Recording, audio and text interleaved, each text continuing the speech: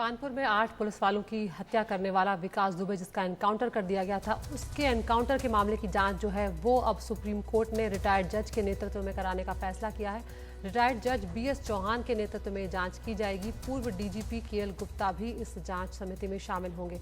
2 महीने में आयोग को सुप्रीम कोर्ट को अपनी रिपोर्ट देनी है और यूपी सरकार जो है वो जांच आयोग को रिपोर्ट वो अब रिपोर्ट नहीं देने जा रही है। जांच आयोग को अब सुप्रीम कोर्ट को ये रिपोर्ट देनी है। 1 हफ्ते में सुप्रीम कोर्ट ने कहा है कि कमेटी गठित की जाए और जांच शुरू की जाए। साथ ही कोर्ट ने यूपी सरकार से साफ तौर पर कहा है कि सुनिश्चित करें कि फिर ऐसी घटना ना हो।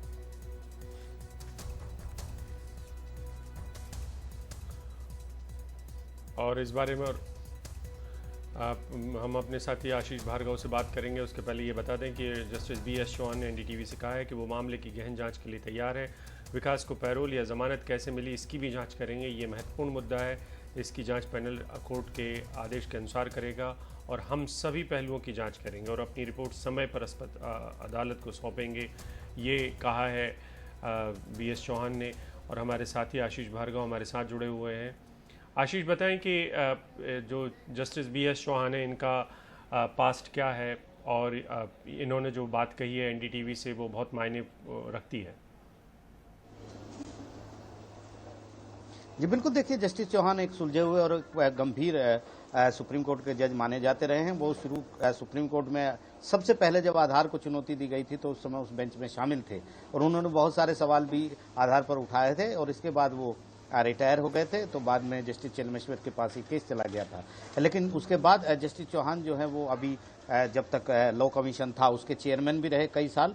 वो बहुत सारे उन्होंने जिसमें खास तौर पर जो यूनिफॉर्म सिविल कोड था उसको लेकर उन्होंने बहुत काम किया और उसके बाद रिपोर्ट भी एक पार्लियामेंट को सौंपी है।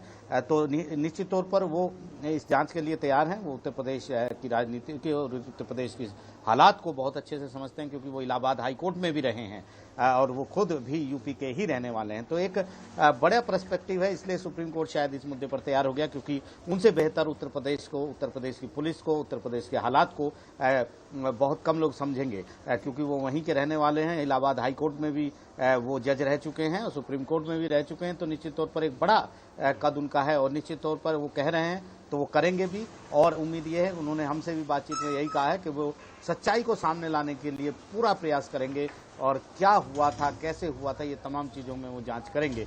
तो एक बड़ा फैसला है सुप्रीम कोर्ट का और सुप्रीम कोर्ट ने कहा है कि कानपुर में ये काम करेगा, वहीं पर जहां पर ये घटना हुई आयोग और केंद्र सरकार सब सहायता सचिव जो सेक्रेटरियल असिस्टेंस होती है वो भी देंगी और ये रिपोर्ट यूपी सरकार को भी दी जाएगी। कमीशन ऑफ इंक्वायरी एक्ट के तहत वो उसे विधानसभा में भी रखेगी। तो ये एक बड़ा फैसला सुप्रीम कोर्ट का है, लिहाजा हमें 2 महीने अब इंतजार करना पड़ेगा पूरे सच सामने आने के लिए। लेकिन सुप्रीम कोर्ट ने कहा है जो SIT जांच कर रही है यूपी की अलग अलग घटनाओं की, उसकी मॉनिटरिंग सुप्रीम कोर्ट नहीं करेगा। 8 पुलिस वालों की जो हत्या हुई थी 2 और 3 जुलाई को जो हत्या की गई विकास दुबे और उसके साथियों द्वारा कथित तौर पर जैसा आरोप है, उस मामले में यूपी पुलिस की SIT अपनी जांच कर सकती है, ट्रायल शुरू करवा सकती है, चार्जशीट दाखिल कर सकती है। उसको इस जांच से के लिए रुकने की कोई जरूरत नहीं है, ये सुप्रीम कोर्ट ने कहा है। जी आशीष, जब इस तरह से सुप्रीम कोर्ट के रिटायर्ड जज के नेतृत्व में जांच कराई जाती है तो क्या कहीं ना कहीं इसे इस तरीके से देखा जा सकता है कि सुप्रीम कोर्ट का कहीं ना कहीं अविश्वास है जो राज्य की एजेंसियां हैं उस पर? जी देखिए, जब इस तरह के आरोप लगते हैं, हमने तेलंगाना में भी देखा था, सुप्रीम कोर्ट ने यही किया था। जस्टिस सिरपुरकर जो सुप्रीम कोर्ट के रिटायर्ड जज हैं उनको कमीशन का हेड बनाया था। तो ये एक प्रक्रिया है, इससे भरोसा जो है ना, क्योंकि सवाल बहुत सारे उठ रहे हैं, क्योंकि यहाँ भी सवाल ये था कि मुख्यमंत्री खुद कह रहे थे कि जो पुलिस पर गोली चलाएगा वो जिंदा नहीं बचेगा। पहले से ही अंदेशा था कि उसको मार देंगे।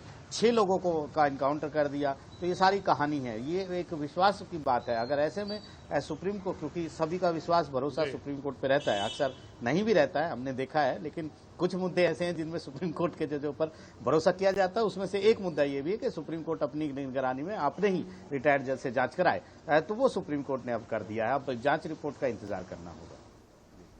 बहुत बहुत शुक्रिया आशीष इस पूरी जानकारी के लिए। हमारे लीगल एडिटर है वैसे आशीष भार्गव।